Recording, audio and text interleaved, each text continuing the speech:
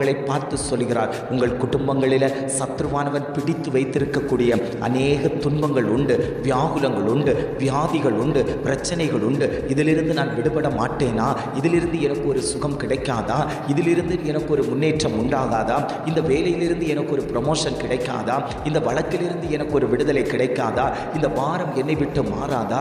இந்த பிரச்சனை என்னை விட்டு விலகாதான்னு சொல்லி ஆண்டவரை நோக்கி பார்த்து கொண்டிருக்கக்கூடிய உங்களுடைய காரியத்தில் ஆண்டவர் சொல்லி, நான் உங்களை விடுவிப்பதற்காக நான் உங்கள் மத்தியில் உலாவிக் கொண்டிருக்கிறேன், நான் உங்கள் நடுவில் நடந்து கொண்டிருக்கிறேன், நான் உங்கள் பாளையத்தில் உலாவிக் கொண்டிருக்கிறேன் என்று ஆவியானவர் குடும்பங்களை பார்த்து அவர் பேசிக் கொண்டிருக்கிறார். எத்தனை பேர் வாஞ்சியோடு, ஆண்டவரே நான் துன்பத்தில் தான் இருக்கிறேன், என் பிள்ளைகள் துன்பத்தில் இருக்காங்க, என் புருஷன் துன்பத்தில் இருக்காங்க, என் வியாபாரம் துன்பத்தின் நடுவில் இருக்கிறது, என்னுடைய ஊழியம் துன்பத்தின் இருக்கிறது, அநேகர் எங்களை நெருக்கிக் கொண்டிருக்கிறார்கள், சத்ருவின் கரம் ஓங்கிக் கொண்டிருக்கிறது என்று எத்தனை பேர் தெய்வ சமூகத்தை நோக்கி பார்த்து கொண்டிருக்கிறார்களோ, ஆண்டவர் சொல்கிறார், அத்தனை பேரையும் நான் விடுவிப்பதற்கு நான் சர்வ வல்லமை உள்ள தகப்பனாய் இன்றைக்கும் நான் உங்கள் மத்தியில் உலாவிக் கொண்டிருக்கிறேன். நீங்கள் பயப்பட வேண்டாம், நான் உன்னோடு கூட இருக்கிறேன், துன்பத்தின் நடுவில் நடந்தாலும் நான் உன்னை விட்டு விலகுவது இல்லை என்று ஆவியானவர் திட்டமாய் தீர்மானமாய்